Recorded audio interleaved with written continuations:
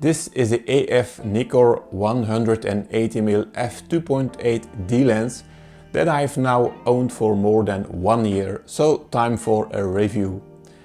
But why on earth would you buy a lens with a fixed focal length of 180mm? Before discussing this lens, I would first like to say why I find this focal length so interesting. When photographing animals in a zoo, I mainly use the 70 to 300mm zoom lens. A truly excellent lightweight zoom lens that gives brilliant results considering its price. When looking at the photos, I especially noticed that I mainly shoot between 170 and 200mm.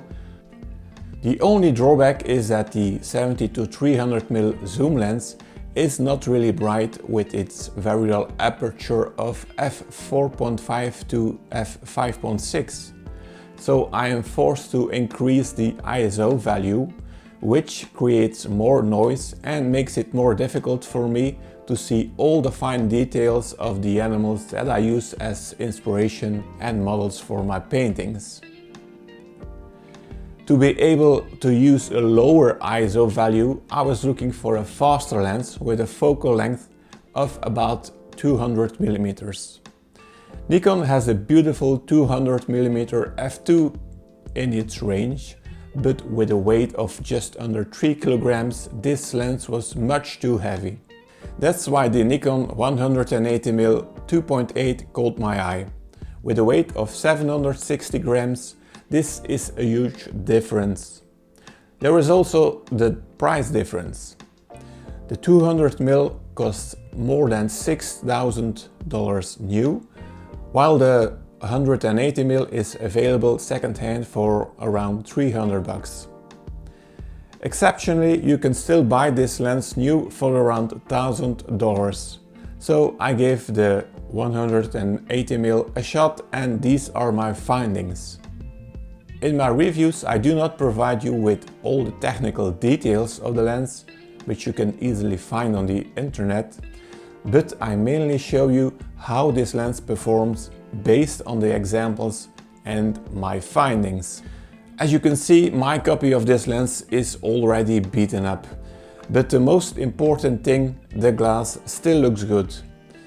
It is a relatively small lens, especially if you compare it, for example, the 70 to 200 f2.8 G2 from Tamron.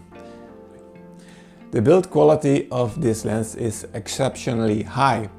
The outer barrel is made of metal with a crinkled finish typical of professional Nikkors at that time. The rubber-coated focus ring works very smoothly and is slightly damped. The lens is equipped with a built-in lens hood. Personally, I prefer this type of lens hood simply because it is so much more convenient compared to the twist lock hoods or even screw-in hoods. The lens also fits perfectly in the hand and balances nicely on the camera body. 180mm f2.8 is considered by many to be one of the best AFD lenses Nikon has ever made. And this is clearly visible in the photos. The colors that this lens conjures up on the sensor or film are truly phenomenal. The transition from sharp to blur is also very soft and smooth. You will really appreciate this, especially if you do portrait photography. Wide open, this lens is already sharp, and step down you get razor sharp images, but you still retain the beautiful out of focus quality. A fixed 180mm means that after a while you know this focal length well and know what you can use this lens for.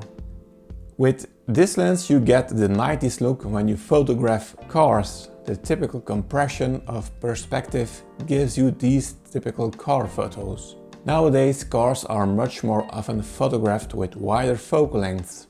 Of course, many photographers use this lens as a portrait lens. And this is an area in which the 180mm excels. Skin tones are beautifully sprinkled on the sensor without giving excessive contrast.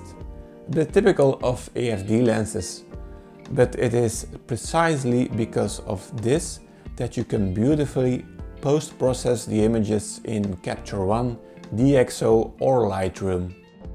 There is a lot of flexibility in the raw images of the 180mm.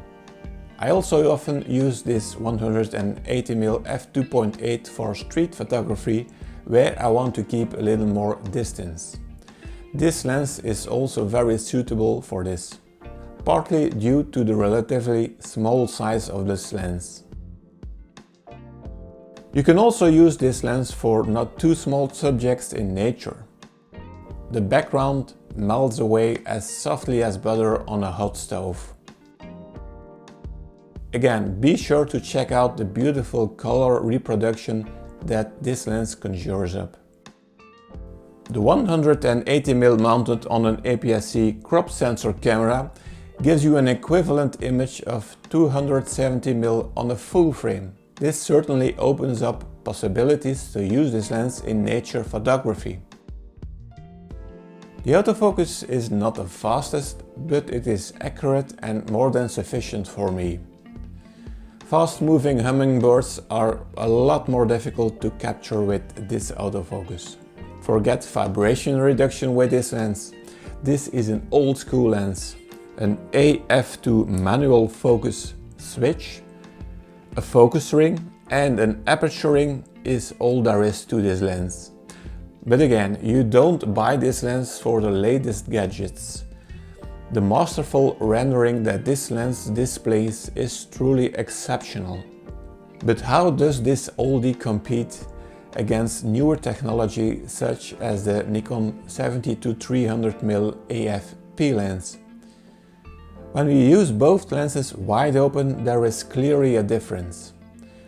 The 180mm does a much better job of isolating the subject in terms of depth of field due to its aperture of f2.8 versus the variable aperture zoom lens that sits at 4.8 at 180mm. In addition to the depth of field, the 180mm also shows more resolution in the flower and delivers excellent color reproduction. Again, the 180mm has no image stabilization compared to the zoom lens, but in dimmed situations I would anyway prefer the 180mm with an aperture of f2.8 over the zoom, which then sits at f4.8. Again, VR reduces camera movement, but not your subject's movement. This lens second-hand is as low as, say, a new 50mm f1.8 lens. But you get an excellent professional lens with exceptional performance. A 180mm prime lens requires some practice in the beginning, but once you get a good feel for this focal length, you really get very nice results with this lens. You also start to think in your photography in function of this lens. If buying used, watch out for filthy rear aperture blades. This lens has no glass behind the aperture blades. So have a close look. If they are filthy, they can get stuck and give overexposure that will ruin your photos. Do you also have this lens, or do you have any questions? Be sure to let us know in the comments. I try to answer all comments. That's it for this video. I see you in the next one.